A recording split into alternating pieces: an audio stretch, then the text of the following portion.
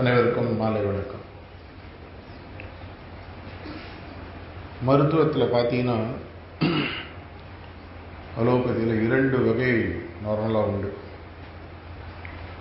Physician சொல்லுவாங்க, இன்னொன்று சர்ஜரின்னு சொல்லுவாங்க. நிறைய பேருக்கு ஃபிசிஷியனை பிடிக்கும். ஏன்னா அவங்க சந்தோஷமாக பேசிட்டு 4 மாத்திரை எழுதி கொடுத்துட்டு பணத்தை வாங்கி போட்டுருவாங்க, வேறு விஷயம்.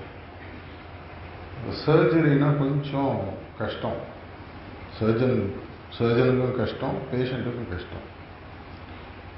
எதனால் சர்ஜரி தேவைப்படுதுன்னா, ஒரு ஃபிசிஷியன் அவங்க மருந்தை கொடுக்கும் பொழுது நம்ம அதை ஒழுங்காக ப்ராக்டிஸ் பண்ணாததுனாலேயோ இல்லை நம்ம அதில் கவனம் எடுக்காததுனாலேயோ அந்த நோயானது புறையோடி போய் அறுத்து வேலை செய்ய வேண்டிய ஒரு வேலை தான் சர்ஜனுடைய வேலை.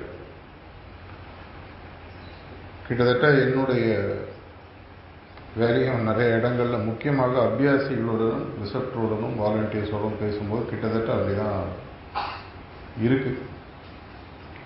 ஆனால் அதுக்குன்னு சர்ஜரி செய்யாமல் விட்டோம்னா பேஷண்ட்டுக்கு நம்ம செய்யக்கூடிய ஒரு குந்தகமாக போயிடுது. இதை மனசில் வச்சுன்னு நான் பேசுறது கேளுங்க.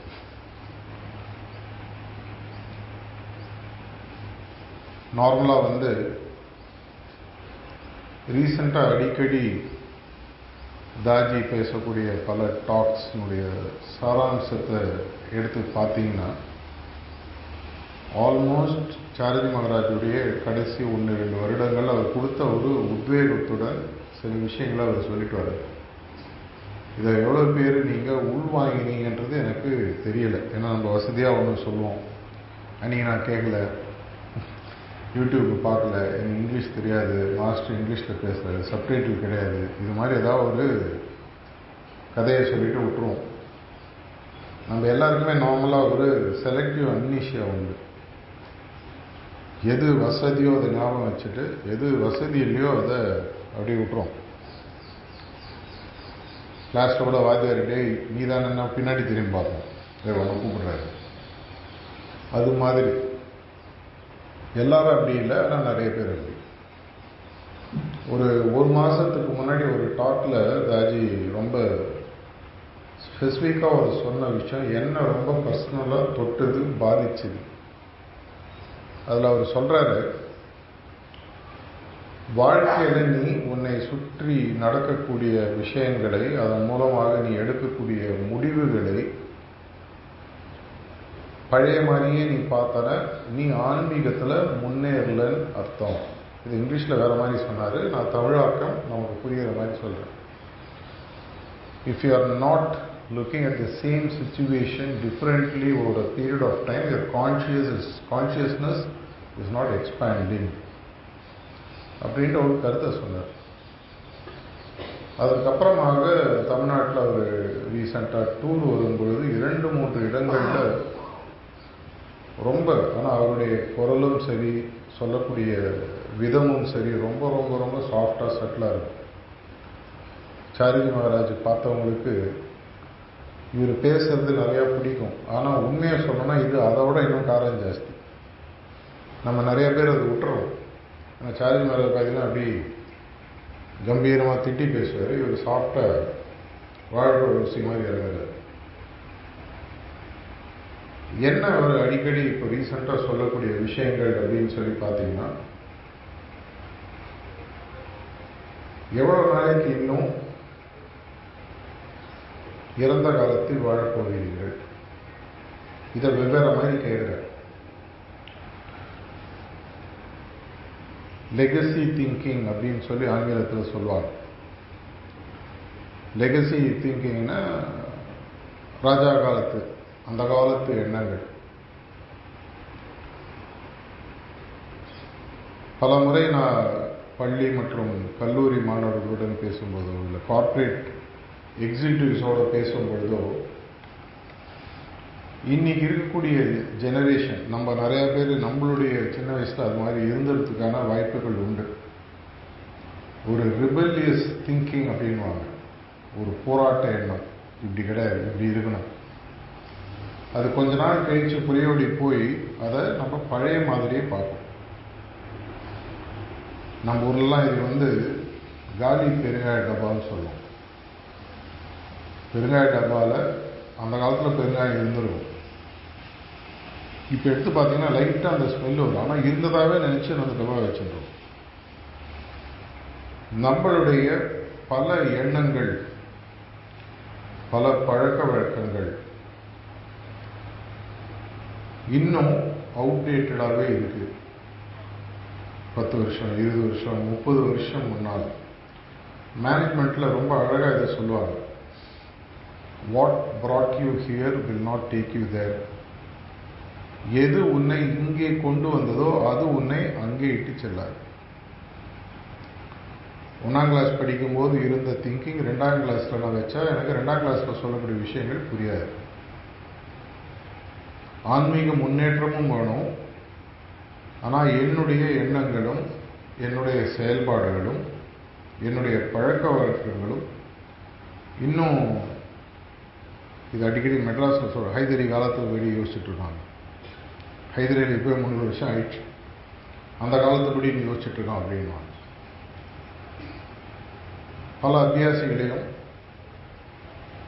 பல ப்ரிசெப்டர்ஸ், வாலண்டியர்ஸ், ஃபங்க்ஷனரிஸை பார்க்கும்பொழுது எனக்கு இது கிட்டத்தட்ட அப்படி தான் தோணுது. அதனால் நான் உடனே ஒத்துணும்னு சொல்ல வரல. எந்த தராசில் உங்களை வைத்து பார்க்கிறேனோ அதே தராசில் நான் வராது. இது என்ன நானே கேட்டுக்கிற கேள்வின்னு வச்சுக்கணும். பல முறை சாரிஜி மகாராஜ் சிட்டிங் கொடுத்த போதும் சரி, தாஜி சிட்டிங் கொடுக்கும் போதும், இல்லை ப்ரிசெப்டர் சிட்டிங் கொடுக்கும்பொழுதும் நார்மலாக ஒரு அபியாசிய சிட்டிங் எப்படி இருந்ததுன்னு கேட்டால் நல்லா இருந்தது, டீப்பாக இருந்தது, அப்சார்ப்டாக இருந்தது, நான் தூங்கிட்டேன், இதனால் ஒரு 4-5 பதில் தான் வரும். இது மாதிரி ஒரு பதில் தான் கிட்டத்தட்ட நானும் பல வருடங்களாக கேட்டுட்ருக்கேன். இதனால அடிக்கடி தாஜி தன்னுடைய டாக்ஸில் சொல்கிறார், ஒரு சிட்டிங் முடிஞ்ச உடனே ஒரு 5-7 நிமிஷம் கண்ணை மூடி உட்காரணும்.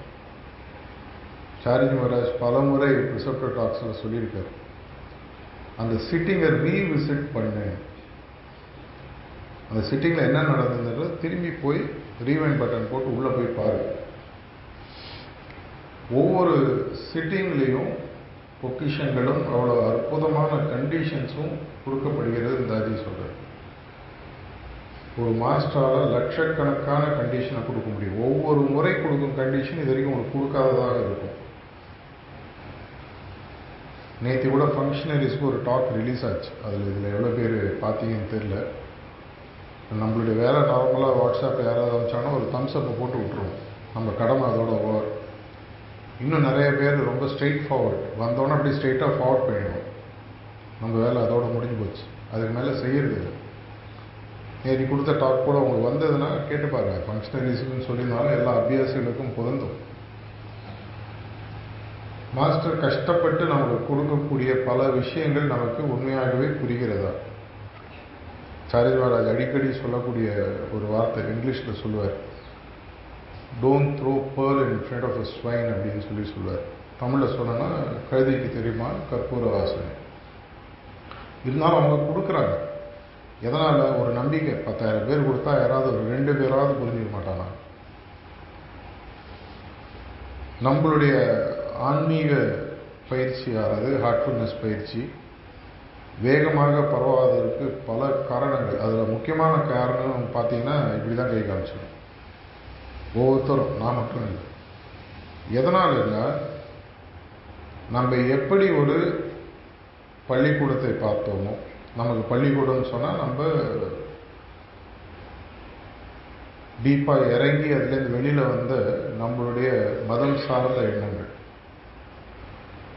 மதம் என்பது தவறு அல்ல, ஆனால் மதத்து to be born into religion is all right but don't die in it Babuji Maharaj சொன்னார். ரிலிஜனில் பிறப்பதில் தவறில்லை, ரிலிஜனிலே இறந்து விடுவது தவறு. ஏன்னா அதை மீறிய விஷயங்கள் இருக்குது. உங்கள் வீட்டில் ஒரு பையன் ஒரு 5 வயசில் 1ஆம் கிளாஸுக்கு போனான்னா சந்தோஷமாக இருக்கும். 10 வயசில் 1ஆம் கிளாஸில் இருந்தால் கொஞ்சம் மனசு கஷ்டமாக இருக்கும். 40 வயசுலேயும் அம்மா நான் 1ஆம் கிளாஸ் நீ ஸ்கூலுக்கு போயிட்டு வரேன்னு சொன்னால் எவ்வளோ வருத்தமாக இருக்கும். ஏண்டா எப்படா 2ஆம் கிளாஸ் போய் வளர்ந்து எப்போ நீ லைஃப்பில் செட்டில் ஆக போகிற? இதே மாதிரி தான் மேலே இருக்கக்கூடிய ஹைரார்க்கிக்கும் கடவுளுக்கும் இங்கே நம்ம முன்னால் ஒரு உடலை எடுத்துக்கொண்டு நம் முன்னால் சுற்றக்கூடிய இருக்கக்கூடிய குருநாதருக்கும் தோன்றும் என்பது என்னுடைய அபிப்பிராயம்.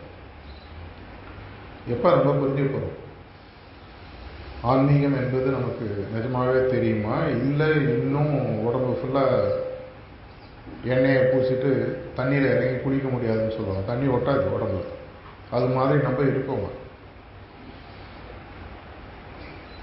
1 மணி நேரம் ஆன்மீகத்திற்காக ஒதுக்கினால் கூட அந்த 1 மணி நேரம் என்பது 1 மணி நேரம் 100% அதில் இருக்கணும்.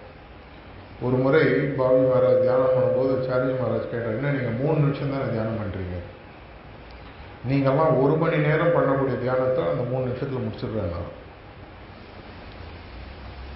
எப்பேற்பட்ட ஒரு அருமையான வாக்கியம். நீங்கள் 1 மணி நேரம் தியானத்தில் செய்யக்கூடிய விஷயத்தை நான் 3 நிமிஷத்தில் முடித்தேன். அவருடைய பர்சனல் மெடிடேஷன். அப்படின்னா எப்படி அந்த ஒரு விஷயத்தில் அவர் ஐக்கியமாக இருக்கார். To be in the moment, to be in that act. எந்த வேலையை நான் செய்கிறேனோ, எந்த பணியை நான் செய்கிறேனோ அந்த பணியில் ஆத்மார்த்தமாக உள்ளே செல்வது. இப்போ நான் பேசிகிட்டு இருக்கும்போது கூட நிறைய பேர் லேட் ஆச்சு, கிளம்பணும், ஐயோ போகணுமே, இன்னும் எவ்வளோ நாங்கள் பேச போகிறாரு அப்படின்னு தோணலாம்.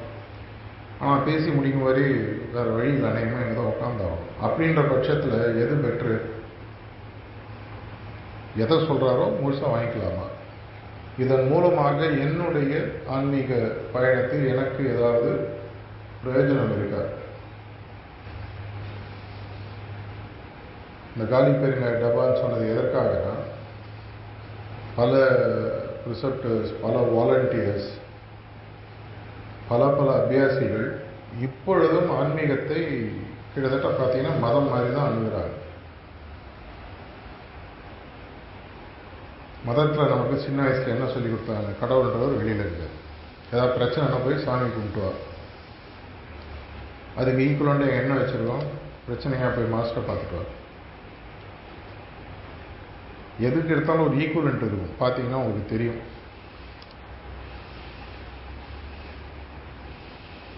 அது மதத்தின் மேல் இருக்கக்கூடிய பயமா, இல்லை ஆன்மீகம் இன்னும் எனக்கு புரியலையா? ரிசப்டர்ஸ் ஸ்பெசிஃபிக்லி இங்கே நிறைய பேர் இருக்கீங்க, திரும்பி நம்ம அப்புறமா தனியாக மீட் பண்ண போகிறோம். இருந்தாலும் ஒரு காமன் விஷயம், நமக்கும் மாஸ்டருக்கும் நம்ம பணி செய்யக்கூடிய விதத்தில் எந்த வித வித்தியாசமும் இல்லை. இதை நான் சொல்ல, பாபி மகாராஜ் சொல்கிறேன். ஒரு ப்ரிசப்டரும் நானும் ஒரே அச்சில் வார்க்கப்பட்டோம்.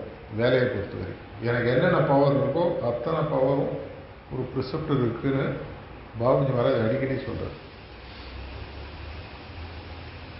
1ஆம் கிளாஸ் 2ஆம் கிளாஸ் 5ஆம் கிளாஸ் படிக்கிற வரைக்கும் நீங்கள் ஸ்டூடெண்ட், படித்து முடிச்சு ஒரு பிஜி முடிச்சு ஒரு எம்ஃபில் முடிச்சு ஒரு பிஹெச்டி முடிச்சுட்டு டீச்சர் ஆகிட்டிங்கன்னா இனிமேல் நீங்கள் டீச்சர். அங்கேயும் போய் நம்ம ஸ்டூடெண்ட் மாதிரி இருந்தோம்னா டீச்சரான ஒரு பணியை செய்ய முடியாது. ரிசப்டர்னா இங்கிலீஷில் ஒரு மீனிங் பார்த்தீங்கன்னா teacher, the one who teachers. அப்படின்னா அந்த பணிக்கு எனக்கு கொடுக்கப்பட்ட சக்திகளை நான் முழுமையாக உபயோகிக்கவில்லை என்றால் பவர் கிராஸ்னஸ் அப்படின்னு சொல்லி அடிக்கடி சொல்கிறார். பவர் கிராஸ்னஸ்ன்றது வெறும் சிட்டிங் கொடுக்கலன்னா மட்டும் வராது. எனக்கு கொடுக்கப்பட்ட சக்தியை நான் சரியாக பிரயோகப்படுத்தவில்லை என்றாலும் பவர் கிராஸ்னஸ் வரும்.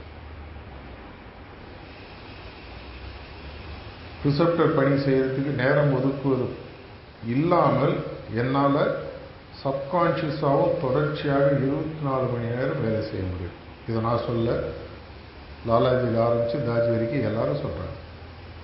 அந்த டெக்னிக்ஸ் என்னன்றதெல்லாம் அப்புறம் பேசுவோம். இதே நிலைமை தான் ஒரு அபியாசிக்கும். நமக்கு வாழ்க்கையில் வரக்கூடிய பல பிரச்சனைகள், சங்கடங்கள், இது எல்லாத்துக்கும் ஒரே சர்வரோக நிவாரணியும் சாரி மகாராஜ் அடிக்கடி சொல்கிறதுன்னு பார்த்தீங்கன்னா கான்ஸ்டன்ட் ரிமெம்பரன்ஸ். ஒரு முறை ஒரு டாக்கில் சொல்லவே சொன்னார், நீ கொலையே செய்தால் கூட அந்த நிலத்தின் சட்டம் உன்னை தண்டிக்கலாம், ஆன்மீகத்தில் உனக்கு தண்டனை வராது. ஆனால் நீ அதை கான்ஸ்டன்ட் ரிமெம்பரன்ஸில் செஞ்சிட. இதுன்னு உன்னை எல்லாம் கத்தி எடுத்துன்னு கிளம்பிடாதீங்க. சட்டம் ஆனால் உன்னை தண்டிக்கும். அதன் மூலமாக வரக்கூடிய ஒரு உயிரை எடுத்த விளைவுகள் உன்னை தொடாது. ஏன்னா நீ கான்ஸ்டன்ட் ரிமெம்பரன்ஸில் செய்கிற. சில முனிவர்கள் பற்றிலாம் பேசும்போது பேர் சொல்ல விரும்பல, அவங்க சில தவறுகள்லாம் செஞ்சாங்க. யாரோ ஒரு அபியாசி கேட்டபோது அவர் சொல்கிறார், அவங்க கான்ஸ்டன்ட் நம்பர்ஸில் செஞ்சாங்க, அதனால் அதனுடைய பலன் அவங்கள தொடலை. விளைவுகள், பலன்கள் சொல்கிற விளைவுகள், கான்சிக்வன்சஸ். இது ஒரு அபியாசிக்கு ஒரு ஷீல்டு மாதிரி. ஷீல்டுனா ஒரு ப்ரொடெக்ஷன் லேயர். இந்த லேயரை நம்ம விலக்கிட்டு நம்ம தினசரி வாழ்க்கையை வாழ்ந்துட்டு அதுக்கப்புறமா வரக்கூடிய பிரச்சனைகளை தூக்கி நம்ம மார்க்கத்திலையும் மாஸ்டர் மாதிரியும் போகிறோம். வாயால் இல்லை, மனசால. மாஸ்டரும் தெரிஞ்ச அப்படி நடக்குமா? பல முறை சாரஜி மகாராஜ் சொல்லக்கூடிய ஒரு விஷயம், பிரச்சனையை தவிர்ப்பது மாஸ்டரோட வேலையில், பிரச்சனை வரும்போது அதை தாங்கக்கூடிய சக்தியை கொடுப்பது மாஸ்டரோட வேலை. இது என்னோட லைஃப்பில் நடந்த பல விஷயங்களில் பர்சனலாக அவரோட ஷேர் பண்ணும்போது அவர் சொன்ன விஷயம். இந்த பிரச்சனையை அவனுக்கு தாங்கக்கூடிய சக்தியை மாஸ்டர் இனிமே எந்த மாஸ்டரும் சொல்ல மாட்டாங்க. அவங்க எப்பவுமே மேலே தான் காட்டுவாங்க. நேற்றுக்கு டாக்கில் கூட பார்த்தீங்கன்னா ஒரு பாபுஜி மகாராஜ் தான் சொல்லுவார். இருந்தாலும் நம்மளுடைய திங்கிங் இன்னைக்கும் ரொம்ப சிம்பிளாக இன்னைக்கு பார்த்தீங்கன்னா, இன்னைக்கு நம்மளுடைய மார்க்கத்தை பற்றி மற்றவர்களிடம் பேசுவதற்கு நமக்கு எந்த விதமான தடை, எல்லாமே நமக்கு தெரியும். இருந்தாலும் நம்ம அதை ஒரு தீவிரமாக எடுத்துகிட்டு போகிறதில்லை. இன்னும் எவ்வளோ நாளைக்கு மீண்டும் மீண்டும் திருநெல்வேலிக்கு வந்துட்டு ஒவ்வொரு முறையும் திருநெல்வேலி ஆசிரமம் வந்து ஒவ்வொரு முறை திருநெல்வேலி ஆசிரமே 50 பேர் உட்கார்ந்து பார்க்குறோம். பாபுஜி மகாராஜ் யூரோப்பில் கேட்டாங்க, எதனால் நீங்கள் உலகத்தில் இருக்கிற அனைவரும் அபியாசிகளாக ஆக வேண்டும் என்று எதிர்பார்க்கிறீர்கள்? அதற்கு அவர் சொன்ன பதில், I came from infinity, I want to see infinity in front of me. எல்லை இல்லாத அளவிலிருந்து வந்தவன் நான். என் முன்னால் எல்லை இல்லாத கனவுகள், கற்பனைகள் தான் இருக்கும். இதுதான் ஒரு ஈக்குவலன்ட் தமிழாக்கம். அவங்களுக்கு வந்து ஒரு பெரிய ஒரு காலத்தின் கட்டாயம், அவசரம் அவங்களுக்கு இருக்கு. ஒரு சைடில் பார்த்தீங்கன்னா ஹியூமன் பாப்புலேஷன் பெருகிட்டே போகுது. இந்த ஹியூமன் பாப்புலேஷன் பெருகிட்டே போகும்பொழுது ஒரு காலகட்டத்தில் என்ன ஆகும்னு சொன்னீங்கன்னா, உங்களுக்கு இந்த உலகத்தில் வாழ்றதுக்கு இடம் இருக்காது. ஒரு சயின்டிஃபிக் ஆன்சர், ஒரு பள்ளி எடுத்துக்கிறது, 1ஆம் கிளாஸ்லேருந்து 9ஆம் கிளாஸ் வரைக்கும் படிக்கிறவங்க ப்ரமோட் ஆகி எல்லாரும் 10ஆம் கிளாஸ் வந்துடுறாங்க. ஆனால் 10ஆம் கிளாஸில் இருக்கக்கூடிய மாணவர்கள் யாரும் 10ஆம் கிளாஸ்லேயும் தாண்டி 11, 12 போகல. அந்த ஸ்கூலில் 100 சீட்டு தான் இருக்குது. அப்படின்னா என்ன ஆகும்? எல்லாரும் 10ஆம் கிளாஸ்லேருந்து மோதிட்டு உட்காந்துருப்பாங்க. எல்லாருக்கும் அங்கே இருக்கக்கூடிய இன்ஃப்ராஸ்ட்ரக்சர் போகாது, மற்ற பிரச்சனைகள் வரும். கிட்டத்தட்ட இன்னைக்கு உலகம் அந்த நிலைக்கு வருது. இதை நான் சொல்ல பாபுஜி மகாராஜ் இன்டைரக்டாக சொல்லியிருக்காரு. சொசைட்டிக்கு நீங்கள் பண்ணக்கூடிய பணி என்னன்னு ஒருத்தர் அவர் கேட்டபோது, இருப்பதற்குள் குறைவான பணி மீண்டும் பிறவா நிலையை கொடுத்து இங்கேருந்து சோலை மேலே அனுப்புறதுன்னு சொன்னார். அப்படி கொடுத்தா என்ன ஆகும்? உங்களுடைய உடலை விட்டு நீங்கள் மீண்டும் பிறவா நிலைக்கு போங்க, சோல் மேலே போயிடுது. அப்போ என்ன, உடல் எடுத்துக்கொண்டு இங்கே பிறக்கக்கூடிய மனிதர்கள் குறையாது. ரொம்ப சிம்பிள் பிரின்சிபிள். அப்படின்னா இதை நம்ம 10ஆம் கிளாஸ் படிக்கிறவங்க எல்லாருக்கும் கொண்டு போய் கொடுக்கணும். ஏன் அவங்க 11, 12 முடித்து கிராஜுவேஷனுக்கு போய், பிஜிக்கு போய், போஸ்ட் கிராஜுவேஷன் போய் ஹையர் லெவல் படிக்கணும்?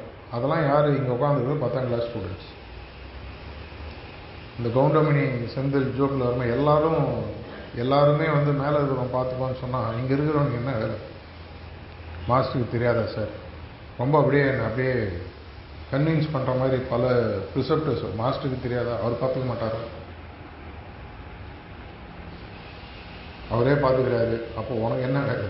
அப்புறம் எதுக்கு நம்ம ப்ரிசெப்டர் ஆகணும்? எதுக்கு நம்ம வாலண்டியர் ஆகணும்? எதுக்கு ஈவன் அபியாசி ஆகணும்? அபியாசி எல்லாமே லிபரேட் பண்ணிட்டு போகலாங்க. அபியாசி ஆகி தான் லிபரேட் ஆகணுன்ட்டு ஏதாவது இருக்கா? மகாபிரளய டைமில் எப்படி எல்லாம் போதான் போகிறோம், இருந்துட்டு போங்க.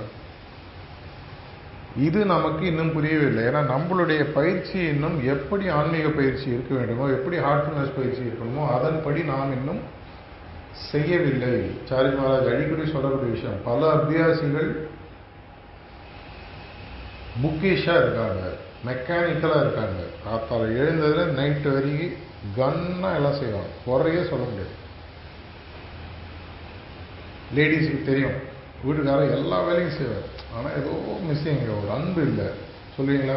அதே மாதிரி எல்லாம் செய்கிறாரு. வீட்டுக்கு எது கேட்டாலும் வாங்கி தராரு, எதை சொன்னாலும் செய்கிறாரு. எல்லாம் பண்ணுறாரு, ஆனால் அந்த ஹார்ட் இல்லை, அன்பு இல்லை. அதே மாதிரி நம்மளுடைய பயிற்சியில் அந்த உண்மையான ஆத்மார்த்தமான நிலை வரும் வரை நமக்கு ஆன்மீகம் புரிவதில்லை. நீங்கள் நிஜமாவே நல்லா மெடிடேட் பண்ணால் என்ன ஆயிருக்குன்றது சாரின் மேலே ஒரு டாக்கில் சொல்கிறார். மாஸ்டர் உங்களை கூப்பிட்டு சொல்லணுமா, உள்ளேயோ வெளியிலையோ, உடனே நாளைக்கு எல்லாரும் ஒரு லெட்டர் போடாதீங்க, இனிமேல் நீ தியானம் பண்ண வேணாம்பா, நீ அடுத்த லெவலுக்கு போயாச்சு. ஏன்னா ஒரு முறை ஒருத்தர் ஷாஜான்பூரில் பாபுஜியை பார்த்து கேட்டாராம், 20 வருஷமாக மெடிடேட் பண்ணி, ஓ இன்னும் மெடிடேட் தான் பண்ணிட்டு இருக்கா அப்படின்னாரு. வேர் religion ends, spirituality begins. Where spirituality ends, reality begins. Where reality ends, bliss begins. Where bliss ends, இன்னும் 2-3 லேயர் சொல்கிறார். ரீசெண்டாக ஒரு டாக்கில் கூட அதை பற்றி பேசியிருக்காரு. அப்படின்னா நம்ம இருக்கக்கூடியது ஒரு ஆன்மீக பாதைன்னா 10ஆம் கிளாஸ் இருக்கிற பையன் 11 வந்தாச்சு, 12 வந்தாச்சு, ஈயத்தை பார்த்து இழிச்சதான் பித்தலைன்னு சொல்லிட்டு 12ஆம் கிளாஸ் இருக்கிறோம் 10ஆம் கிளாஸ் இருக்கிறவனை பார்த்து நீ என்னடா இவ்வளோ கம்மியாக படிக்கிறேன்னு சொன்னால் மேலே இருக்கிற என்ன சொல்லுவாங்க, டேய் நீ முதல்ல வாய முடியும், நீ இன்னும் 12ஆம் கிளாஸில் தான் உட்காந்துருக்கு. நம்ம ஆல்மோஸ்ட் அந்த ஒரு நிலையில் இருக்குன்றதே நமக்கு தெரியாமல் இருக்கும். சாரின் மகராஜ் வாயால் பல முறை சொல்லி நான் கேட்டது, இந்த பாதையில் இருக்கின்ற அகங்காரத்தை மட்டும் வச்சுக்காது. பல அபியாசிகளுக்கு ஒரு அகங்காரம் உண்டு, எனக்கு தெரியுமா, எனக்கு உண்மை தெரியும், எனக்கு சீக்கிரம் தெரியுன்ற மாதிரி நம்ம நிறைய பேர் இப்படி நினச்சிட்டு இருக்கோம். அது உண்மை அல்ல, அதை தாண்டிய ஒரு உண்மை இருக்குது. அப்படின்னா உங்கள் கான்ஷியஸ்னஸ் எக்ஸ்பேண்ட் ஆகும். தாதி சொன்ன அந்த ஒரு விஷயம், நேத்திக்கு நீங்கள் ஒரு வாழ்க்கையை ஒரு பார்த்த விஷயம் இன்னைக்கு அதே மாதிரி பார்க்குறீங்கன்னா நேத்திக்கும் இன்னைக்கும் நீங்கள் இன்னும் முன்னேறலன்னு அர்த்தம். இதை நான் சொல்ல போன மாதம் அவர் சொல்லியிருக்கேன். நீங்கள் உலகத்தை பார்க்கும் விதமும், நீங்கள் முடிவெடுக்கும் விதமும், மற்றவர்களை நீங்கள் நடத்தும் விதமும், இப்போ உங்களை உங்கள் குடும்பத்தில் போயிட்டு இவர் எப்படி நடப்பாருன்றத கேட்டால் கரெக்டாக சொல்லிடுவாங்க. அப்படி கரெக்டாக சொன்னாலே என்ன அர்த்தம்னா நீங்கள் முன்னேறலன்னு அர்த்தம். இல்லைங்க போன மாதம் வரைக்கும் இப்படி இருந்தார், இந்த மாதம் கொஞ்சம் அதுக்குன்னு கீழே போகிறதில்ல, மேலே போகிறது, சரிக்கையின் கீழே போகிறதும் மாறுதல் தான். இதை விட இன்னும் டிஃப்ரெண்ட்டாக டீல் பண்ணுறாரு. அவருடைய கம்பேஷன் இன்னும் வளர்ந்துருக்கு, அவருடைய அமைதி இன்னும் வளர்ந்துருக்கு, ஒரு தன்மை மாற்றம் தெரிகிறது. சாரின் மகாராஜ் கடைசி 6 வருடத்தில் மீண்டும் மீண்டும் மீண்டும் பேசினது, ஆன்மீக பயிற்சி எந்த விதமான பிரயோஜனமும் இல்லை, தன்மை மாற்றம், தன்மை முன்னேற்றம், இதெல்லாம் உண்மையாக வரும் வரைக்கும். இதை தான் ராஜி சொல்றாரு, கான்சியஸ்னஸ் எக்ஸ்பான்ஷன் சொல்லி சொல்றாரு. நேதிக்கு கொடுத்த டாக்ல கூட சொல்றாரு, நம்மளுடைய சோலுக்கும் நம்மளுடைய கான்சியஸுக்கும் நடுவில் நம்மளுடைய இக்னரன்ஸ் உட்கார்ந்துருக்கு. இந்த இக்னரன்ஸ்ன்றது உங்களுடைய பழைய நம்பிக்கைகளும் பழைய எண்ணங்களும் பழைய பழக்க வழக்கங்களும். அதை விட்டு விட்டு எப்பொழுது நாம் ஹார்ட்ஃபுல்னஸ் பயிற்சியில் நம்மளுடைய குருநாதர்கள் சொன்ன விஷயங்களை அப்படியே உள்ள வாங்கி எடுத்துக்கிறோமோ, அதை ஆத்மார்த்தமாக ப்ராக்டிஸ் பண்ணுறோமோ, ஒரு 1, 1.5, 2 வயசு வரைக்கும் ஒரு குழந்தையானது தன்னுடைய தாய் சொல்வதை அப்படியே செய்யும். என்னோட பொண்ணு 1, 1.5 வயசு இந்த மாதிரி ஒரு பீரோ ஆகிட்டார், மேலே உட்காரச்சு இங்கேருந்து கை நீட்டும், அப்படியே குதிக்கும். ஏன்னா அவங்களுக்கு என்ன ஆகுன்ற ஒரு பயம் கிடையாது. அப்பா இருக்கார், அம்மா இருக்காங்க, பார்த்துப்பாங்க. இந்த நம்பிக்கை அபியாசிகளுக்கு இருக்கான்றது ஒரு கேள்வி. அவன் நம்மளை கணத்தில் குதிக்க சொல்ல, மலை மேலேருந்து பறக்க சொல்ல, ப்ராக்டிஸாக நான் சொன்ன மாதிரி செய்யின்றாங்க. வேறு ஒன்றும் சொல், நீங்கள் வாலண்டியர் ஒர்க் பண்ண வேணாம், ரிசப்டர் வேலை செய்ய வேணாம். மெரினா பீச்சில் ஒரு தடவை 96, 97, 1996 உட்காந்து பேசிட்டு இருக்கும்போது ஒரு ப்ரிசப்டர் கோபமாக வந்தார். நார்த் இந்தியாவில் எனக்கு சிஸ்டம் பிடிக்கல, அது பிடிக்கல, இது பிடிக்கல, ப்ரிசப்டர் வேலையை விட்டுற போகிறேன். அப்படியே நேரடியாக சொன்னார், ஒரு சனியாக விட்டது கொடுத்துட்டு போனார் சர்டிஃபிகேட். ஹிந்தியில் சொன்னார். கொஞ்சம் கோபமாக கொஞ்சம் வருத்தமாக. அந்தாலும் உடனே ஷாக் ஆயிடுச்சு. ஏன் இப்படி சொல்கிறீங்க? உன்னை நம்பி ஒரு மாஸ்டர் ஒரு ப்ரிசப்டர் உருவாக்குறனா தன்னுடைய பிரதியாக உருவாக்கி உன்னை தன்னை மாதிரி ஆக்குறாரு. உனக்கு அது கூட புரியலைன்னா நான் என்ன வேற சொல்ல முடியும்? அதுக்கப்புறம் அவர் அழுது மன்னிப்பு கேட்டு வந்தார், அது வேற விஷயம். இதே தான் ஒரு அபியாசிக்கும். எப்போ தன்னுடைய சூட்சும சரீரத்தை, சட்டில் பாடியை உங்களோட அட்டாச் பண்ணுறாரோ, உங்களுடைய வாழ்க்கையில் நடக்கக்கூடிய அனைத்து விஷயங்களுக்கும் அவர் முழு பொறுப்பு எடுத்துக்கிறார். செயல்களுக்கு நீங்கள் பொறுப்பு, விளைவுகளுக்கு அவர் பொறுப்பு. அது ஞாபகம் வச்சுக்கணும். செயல்களை நம்ம என்றைக்குமே கை கழுவி விட முடியாது. அர்ஜுனனுக்கு கீதையில் கிருஷ்ணர் சொன்ன அதே விஷயம்தான். Action is yours, result is mind. அதை மீறி பாபுஜி மகாராஜ் அடுத்த லெவலில் சொல்கிறார், ஆக்ஷனை செஞ்சுட்டு ரிசல்ட்டை பற்றி கவலைப்படாது. உன்னால் உன்னுடைய வாழ்க்கையை அடுத்த 1 மாதம், 1 வருஷம், 2 வருஷம், 3 வருஷம் தான் உன்னால் பார்க்க முடியும். உன்னுடைய குருநாதர்னால உன்னுடைய வாழ்க்கையை இன்றிலிருந்து மகாபிரளய வரை பார்க்கணும். ஒரு ஃப்ளைட்டில் ஏறி உட்காடுறோம், பைலட் யாருன்னு தெரியாது, அவர் ஏறி உள்ள போய் கதவை மூடிடுறாரு, டேக் ஆஃப் ஆகுது, லேண்ட் ஆகுது. அங்கே இருக்கிற நம்பிக்கை கூட நம்ம குருநாதர் மேலே இல்லை. நம்ம நிறைய பேர் டென்டிஸ்ட்டு போய் பல்ல காட்டுறீங்க, வாய்க்குள்ள மிஷினை போட்டு நோண்டுறாரு, அவரோட சர்டிஃபிகேட் வாங்கி பார்த்தோமா, அவர் இது வரைக்கும் சர்ஜரி பண்ணவங்கள்ட்டெல்லாம் போய் நம்ம கேட்டோமா, ஐயோ கரெக்டாக பண்ணாரா? ஆனால் ஆன்மீகத்தில் ஒரு அப்டிராக்ட் கான்செப்ட், புரியாத, புலப்படாத, இன்டான்ஜிபிள் விஷயம். சாரஜி அடிக்கடி சொன்னது, பிரின்சிபிள்ஸ் ஆஃப் சஹஜ்மார்க் அடிக்கடி பல வால்யூம் படித்தவங்களுக்கு தெரியும். எந்த பரிசோதனை செய்வதாக இருந்தாலும் குருநாதரை சேருவதற்கு முன்னால் செய். சேர்ந்ததுக்கு செஞ்சேன்னா உனக்கு அது தற்கொலைக்கு சமானம்னு சொல்கிறேன். அவ்வளோ ஒன்றும் பிரச்சனை இல்லை. ஸ்கூலில் சேர்றதுக்கு முன்னாடி அந்த ஸ்கூல் நல்ல ஸ்கூலான்னு பேரண்ட்ஸ் செக் பண்ணும். சேர்ந்துட்டு டெய்லி போய் சாயங்காலம் டீச்சர்கிட்ட நீங்கள் அதை படிச்சிங்களா, இந்த புக்கு படிச்சிங்களா, ஏன்பா ஸ்கூலில் சேர்த்துட்டு இல்லை விடு நான் பார்த்துக்கிறேன். இந்த காலத்தில் பல ஸ்கூலில், நேற்றுக்கு யாரோ 2 நாள் முன்னாடி ஒரு அபியாசிட்ட பேசியிருந்தேன், குழந்தை இப்போ தான் பிறந்திருக்கு, சீரியஸாக சொன்னால் போக மாட்டீங்க, 4 வருஷம் கழிச்சு எந்த ஸ்கூலில் சேர்க்கணும் போய் ஃபார்ம் ஆகிருந்தது. ஏன்னா இப்போ ஃபார்ம் ஆகினாலும் அங்கே கிடைக்கும். ஒரு எல்கேஜி ப்ரீகேஜி ஸ்கூலுக்கு இவ்வளோ சீரியஸாக எடுத்துக்கிறவங்க நம்மளுடைய ஆன்மீக வாழ்க்கையை நிஜமாகவே எடுத்துருக்கோமா? ஒரு சிட்டிங் முடிஞ்சோன்னா நம்ம அந்த சிட்டிங்கில் என்ன நடக்குதுன்றதை நம்மளே நம்ம கேட்கணும். வேறு ப்ரிசெப்டர் கேட்க வேணாம், மாஸ்டர் கேட்க வேணாம். பல புத்தகங்கள், ஸ்பிரிச்சுவல் அனாட்டமி ஃபுல்லாக படிச்சிங்கன்னா ஒவ்வொரு பாயிண்ட்லையும் என்ன மூமெண்ட், என்ன எக்ஸ்பீரியன்ஸ் வரும், என்ன மாறுதல்கள் வரும்ன்றதை தெளிவாக எழுதிருக்கு.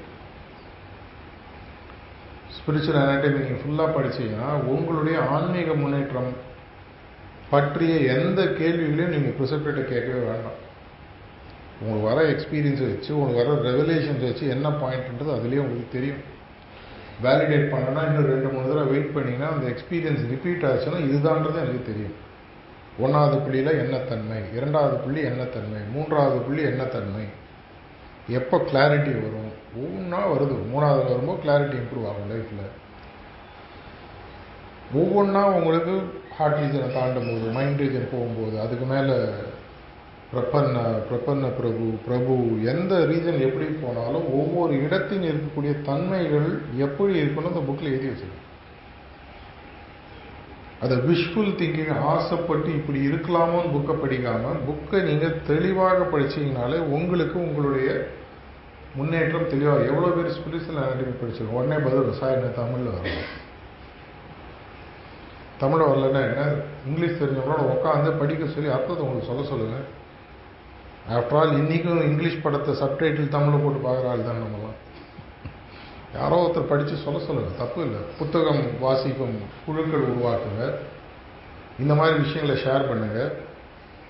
இங்கிலீஷ் தெரிஞ்சவங்களோ ஹிந்தி தெரிஞ்சவங்களோ தமிழ் தெரிஞ்சவங்களோ தமிழில் மொழி மாற்றம் பண்ணி சொல்லலாம், ஒன்றும் தப்பு இல்லை. முடியாதுன்னு சொல்வதற்கு 1000 வழி இருக்குது, முடியும்னா ஒரே ஒரு வழி தான். என்னுடைய ஆன்மீக முன்னேற்றம், என்னுடைய பழைய எண்ணங்களும் என்னுடைய பழைய பழக்க வழக்கங்களும் என்னுடைய அபியாசி என்ற என்னுடைய பயிற்சியிலோ, என்னுடைய ப்ரிசெப்டர் என்ற என்னுடைய பணியிலேயோ, வாலண்டியர் என்ற பணியிலேயோ, ஃபங்க்ஷனரி என்ற பணியிலேயோ ஒரு தடையாக வருவதற்கு வேற யாரும் அனுமதி கொடுக்கறதில்லை, நம்மளே தான் கொடுக்குறோம். இது இப்படி தாங்க. ரொம்ப சிம்பிளாக சொல்லணும்னா, இப்போ இப்போ ரீசண்டாக வந்து நம்ம ட்விட்டர்லேயும் ஃபேஸ்புக்லேயும் நம்மளுக்கு வரக்கூடிய தகவல்களை எப்படி ஷேர் பண்ணணும்னு அனௌன்ஸ்மெண்ட் குரூப்பில் எல்லாத்துலேயும் போட்டுவிட்டோம். கிட்டத்தட்ட ஒரு நாளைக்கு இது 20,000 போயிருக்கு சேரும். இந்த 20,000 பேரும் அப்படியே இதை ஃபாலோ பண்ணாங்கன்னா ஒரே மாதத்தில் தமிழ்நாட்டில் இருக்கிறவங்க அனைவருக்கும் ஹார்ட்ஃபுல்னஸ்னால் என்னன்னு தெரியும். அதெல்லாம் யோசித்து 6 மாதம் அதுக்காக பல விஷயங்களை செஞ்சு இதை உருவாக்கி, வாட்ஸ்அப் சேனல் உருவாக்கி, கம்யூனிட்டி உருவாக்கி, பல விஷயங்களை உருவாக்கி உள்ளே போய் பார்த்துட்டு நம்மளுடைய டேட்டா அனாலிட்டிக்ஸ் டீமு நேற்று கூட சொல்கிறாங்க 20,000 பேரில் 10 பேர் தாங்க அதை பற்றி பேசுகிறாங்க. இந்த சோ கால்டு யூத்தில் ஆரம்பித்து எங்கள் ஃப்ரெண்டில் உட்காந்துக்கலாம் சேர்த்து தான் சொல்கிறேன். பல வயசான யூத்து, யங் யூத்து எப்படி பண்ணணும்னு தெரியாது. 10 செகண்ட் ஆகும். உங்கள் ஸ்கூல் பக்கத்தில் யாராவது ஸ்கூல் இருந்தால் அந்த பையன்கிட்ட போய் கேளுங்க, ஒரு ஐடி இன்ஸ்டிடியூட் இருந்தால் போய் கேளுங்க, 2 நிமிஷத்தில் சொல்லித்தரோம். எப்படி அதை காப்பி பேஸ்ட் பண்ணணும், எப்படி போடணும். சின்ன விஷயம். சிறுதுளி பெருவெள்ளம். 10 பேர், 20,000 பேருங்க, 10 பேர். இதுக்காக தான் நான் ஒரு 3 வாரம் முன்னாடி அந்த ராஜா கதையை குரூப்பில் நிறைய குரூப்பில் போட்டேன். அந்த கதையில் வந்து ராஜா தன்னுடைய சமஸ்தானம் இருக்கிற பிரஜைகளுக்கெல்லாம் எல்லோரும் சேர்ந்து உழைக்க வேண்டும்ன்ற எண்ணத்தை உருவாக்கணுன்றதுக்காக யோசிக்கிறார். அப்போ ஒரு விஷயத்தை அவர் சொல்கிறார். ஒரு பெரிய ஒரு 50,000 லிட்டருக்கு ஒரு டேங்க் கட்டியிருக்கேன். பக்கத்து ஊர்லேருந்து அவங்க சப்போர்ட் கேட்குறாங்க. இந்த டேங்க்கில் எல்லாரும் 1 லிட்டர் பால் ஊற்றிட்டு போங்க. அதுக்கு அவர் அமாவாசை ராத்திரியை சூஸ் பண்ணி அமாவாசை ராத்திரி இந்த டேங்க்கில் ஊற்றிட்டு போயிடுங்க, மறுநாள் காத்தால் அந்த ஊருக்கு கொடுத்துடலாம். நம்மளை மாதிரி நிறைய புத்திசாலிகள் அந்த ஊரில் இருக்காங்க. அமாவாசை ராத்திரி யாருக்கு தெரிய போகுதுன்னு 1 டம்ளர் பாலுக்கு பதிலாக 1 லிட்டர் பாலுக்கு பதிலாக 1 லிட்டர் தண்ணி ஊற்றிட்டு போனான். அவ்வளோ பேர் ஊற்றிருப்பான், பார்த்துக்கலாம். மறுநாள் காத்தால் எல்லாரையும் கூப்பிட்டு அந்த 50,000 லிட்டர் டேங்கை திறந்து பார்த்துட்டு அதுலேருந்து என்ன இருக்குன்னு பார்த்துட்டு பக்கத்து ஊருக்கு கொடுக்கலாம். திறந்து பார்த்தா முழுக்க உள்ள தண்ணீர். கிட்டத்தட்ட நம்ம எல்லாருமே அந்த ஒரு நிலையில தான் இருக்கும். ஒரு சைடில் வந்து நிறைய பேர் கேட்குறது, மாஸ்டரோட பணியை நான் எப்படி செய்யுது? பணியை செய்யணும்னு எந்த விதமான கம்பல்ஷனும் இல்லை. ஆனால் உங்களுக்கு ஒரு க்ளூ கொடுக்கணும்னு சொன்னால் 26 ஜூலை 2010 லக்னோவில் சாரிஜ் மகாராஜுடைய பிறந்தநாள் முடிஞ்சோன்னா ஒரு டாக் கொடுத்தார். 25 அஃபிஷியலாக செலிப்ரேஷன் முடிஞ்சிருது. 26, 27 அவர் அங்கே இருக்கார். 26 சத்சங்க அப்புறம் ஒரு டாக் கொடுத்தார். அதில் அவர் சொன்ன விஷயம் நெட்டில் இருக்குது, புக்கில் இருக்குது, பாருங்கள். தன்னை பற்றி அவர் எவ்வளோ ஹம்புலாக சொல்லியிருக்காருன்னு பாருங்கள். எனக்கு என்னுடைய ஆன்மீக முன்னேற்றம் என்னுடைய குருநாதரின் மேல் அன்பு செலுத்துவதால் வந்ததல்ல. எனக்கு என் குருநாதர் லவ் பண்ணுற அளவுக்கு எனக்கு தெரியல. ஆனால் ஒன்று எனக்கு தெரியும், அவருடைய பணியை செய்வது. எனக்கு வந்த அனைத்து ஆன்மீக முன்னேற்றங்களும் அவருடைய பணியை நான் செய்வதன் மூலமாக வந்தது.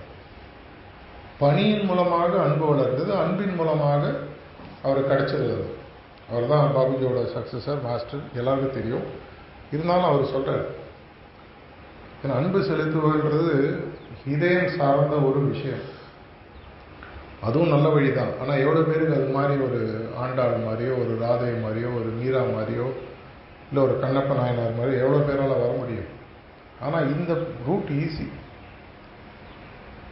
இந்த ரூட்டுக்கு நான் என்ன பண்ணணும்? என் பயிற்சி ஒழுங்காக பண்ணணும். என் பயிற்சியை பற்றி எந்த அளவுக்கு இந்த உலகத்துக்கு சொல்ல முடியுமோ அந்த அளவுக்கு செய்யணும். ப்ரிசெப்டராக இருந்தீங்கன்னா அந்த பணியை இன்னும் கொஞ்சம் டீப்பாக செய்யணும். ஒரு ப்ரிசெப்டரும் முதல்ல ஒரு அபியாசி. Preceptor is nothing but an intense அபியாசின்னு பாபுஜி மகாராஜ் சொல்கிறார். என்னுடைய ப்ராக்டிஸோ ரெகுலர் அபியாசியோட இன்னும் டெடிக்கேட்டடாக, இன்னும் ஆத்மார்த்தமாக, இன்னும் இன்டென்ஸாக அந்த அர்த்தத்தை புரிஞ்சு, இன்னைக்கு இருக்கக்கூடிய காலத்தில் என்ன சமைக்கிறோன்னு தெரியாமல் readymade, ready to eat, ready to cook வாங்கி கொடுக்குற மனைவிகளும் இருக்காங்க. அதுவும் வாய்க்கு டேஸ்ட்டாக தான் இருக்கும். ஆனால் சமையல் எப்படி தெரியுன்றதை தெரிஞ்சு டீப்பாக சமைக்கிறவங்க இருக்காங்க. ரெண்டுத்தில் எது பெட்டர்ன்றது நீங்களே முடிவு பண்ணி. உங்கள் வீட்டில் ஒருத்தர் சமைச்சு போடுறாங்கன்னா டெய்லி ஸ்விக்கியும் ஜொமேட்டோவே வந்துருந்ததுன்னா உங்களுக்கு எப்படி இருக்கும்? இல்லைங்க, எங்கள் அம்மா மாதிரி சமைச்சா நல்லாயிருக்கும், இது மாதிரி சொல்லக்கூடிய பல ஆண்கள் நான் பார்த்துருக்கேன். அதே மாதிரி தான் நம்மளுடைய ஆன்மீக பயிற்சி. ஆத்மார்த்தமாக செய்வதற்கு உங்களுக்கு ஒன்றும் அடிஷ்னலாக ஒன்றும் தேவையே இல்லை. என்னுடைய பயிற்சியினுடைய ஆழம் எனக்கு புரியணும். இந்த ஹோப்புன்ற ப்ராக்டிஸ் எதுக்காக பண்ணுறோம்? இப்போ ரீசெண்டாக ப்ரோக்ராம் ஆரம்பித்து ஆயிரக்கணக்கான பேர் சேர்ந்துருக்காங்க. எதற்காக பண்ணுறோம்? நம்மளுடைய ப்ராக்டிஸை இன்னும் இன்டெப்த்தாக புரியணும். மாஸ்டர் இதன் மூலமாக என்ன சொல்கிறார், அவர் என்ன நம்மளுக்கு கொடுக்குறார், ஒரு சிட்டிங்கில் எப்படி ஒரு கண்டிஷன் வருகிறது, அந்த கண்டிஷனை நான் நிலைநிறுத்தி ஏஐஓ யூஸ் பண்ணி எப்படி நிறுத்தலாம், நான் டீப்பாக போகணும். இந்த லைஃப்பை விட்டுட்டா அடுத்த லைஃப் எப்போ வரும்? அந்த அடுத்த லைஃப்பில் நம்ம அபியாசியாக பிறப்போமா? விதை விதைக்கப்பட்டு விட்டது. பாபி மகாராஜ் சொல்கிறாரு, இந்த ஜென்மத்தில் நீங்கள் விட்டால் ஏதோ ஒரு ஜென்மத்தில் ஈஸியாக திரும்பி வருவேன். ஆனால் எதுக்கு அது வரைக்கும் வெயிட் பண்ணணும்? என் கண்ணு முன்னாடி ஒரு நல்ல ஸ்கூலு, ஒரு நல்ல வாத்தியார் என்னை பாஸ் பண்ணி என் வாழ்க்கையில் முன்னேறுவதற்காக அனைத்து சப்போர்ட்டையும் கொடுக்கறதுக்கு ரெடியாக இருக்காரு. அப்புறம் நான் எதுக்காக வெயிட் பண்ணணும்? தைரியமாக உதிக்க வேண்டியது தானே. வரிசையாக நீங்கள் பார்த்தீங்கன்னா இந்த ரீச் அவுட் அப்படின்ற விஷயம் பண்ணிட்டு இருக்கோம். எந்த ஊரில் பாரதியார் படித்த காலத்தால் நான் போயிட்டு இருந்த ஸ்கூல் இங்கே பக்கத்தில் எட்டயபுரத்தில் பிறந்தாரோ அவருடைய பிறந்த நாள் அன்னைக்கு 11 டிசம்பர் தமிழ்நாடு முழுவதுமாக நம்மளுடைய சகோதரிகள் மகளிர் அணின்னு ஒன்று வச்சுருக்கோம். பெரிய லெவலில் இந்த ஈவெண்ட் எடுத்துருப்பாங்க. எதற்காக? எந்த பாதையில் போய் எங்கே எதை பற்றி பேசினாலும் அவங்க அனைவருக்கும் அந்த ஆன்மீக வெளிச்சத்தை காட்டுவது நம்மளுடைய வேலை. தாஜி அடிக்கடி சொல்கிறார், நம்மளுடைய வேலை இருக்குன்னு சொல்கிறது, அவனை கன்வின்ஸ் பண்ணுறது இல்லை. லேடிஸ் ஒரு கடைக்கு போய் உங்களுக்கு ஒரு வாங்கின பொருள் பிடிச்சிருந்ததுன்னா பக்கத்து வீட்டில் யார்ட்டையாவது சொல்லுவீங்க, இந்த பொருள் நல்லா இருந்தது, இந்த புடவை நல்லா இருந்தது. இல்லை ஆண்கள் ஒரு இடத்துக்கு போய் இந்த ஹோட்டலில் நல்லா இருந்தது, இந்த படம் நல்லா இருந்தது. ஏதோ ஒன்று நம்மளுடைய பேசிக் நேச்சர். போன வாரம் ஸ்ரீலங்காவில் போய் பார்த்தபோது அங்கே கொலம்போ அபியாசிஸ்ட பேசும்போது சொன்னது இதே தான்.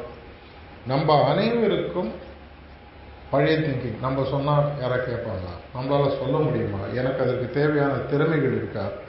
அனைத்து திறமைகளும் எனக்கு. யாரால் ஒரு சேரில் உட்காந்து பக்கத்து சேரில் இருக்கிறவங்களோட அரை மணி நேரம் முக்கம் போட முடியுதோ, மெட்ராஸ் பாஷையில் சொன்னால் உங்களுக்கு எல்லா விஷயமும் தெரியும். எல்லாரோட ஃபோனையும் எடுத்திங்கன்னா வாட்ஸ்அப்பில் ஒரு 200, 300, 400 கான்டாக்ட்ஸ் இருக்கும். இந்த பிஹெச்இடின்னு ஒரு ப்ரோக்ராம் நடக்குது, எவ்வளோ பேருக்கு தெரியும் தெரியல. Being heartful everyday.